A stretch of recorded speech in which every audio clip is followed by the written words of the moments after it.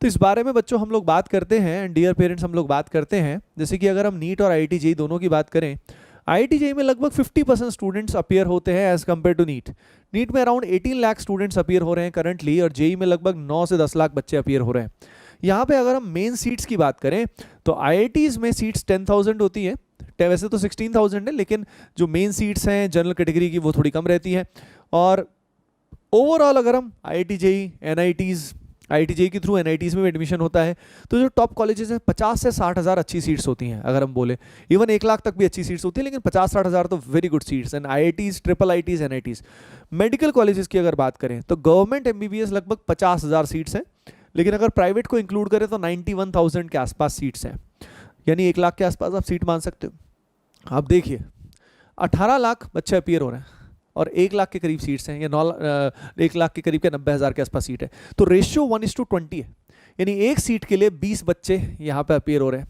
अगर यहाँ सिर्फ आईआईटीज़ की बात करें तो अप्रॉक्सीमेटली सीट्स अपने पास 16,000 हैं, और बच्चे जो अपीयर हो रहे हैं वो 9 लाख हो रहे हैं।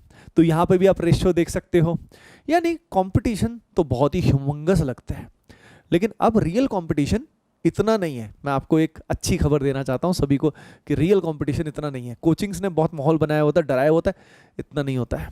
असल में लगभग 50% स्टूडेंट्स ऐसे होते हैं नीट में, मैं आपको बताऊँ तो, जिनके मार्क्स जो है ना वो 50 भी नहीं आते आउट ऑफ 720। सिमिलरली जेईई में भी 50% ऐसे स्टूडेंट होते हैं जिनके मार्क्स लगभग 0 के आसपास ही आते हैं।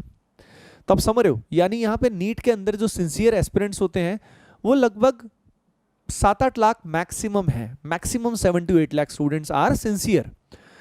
और यहाँ पे अगर जेईई की बात करें तो 3-4 लाख 5 लाख तक मैक्सिमम स्टूडेंट सिंसियर होते हैं, यानी 50% कंपटीशन तो बिल्कुल ही नेग्लिजिबल होता है।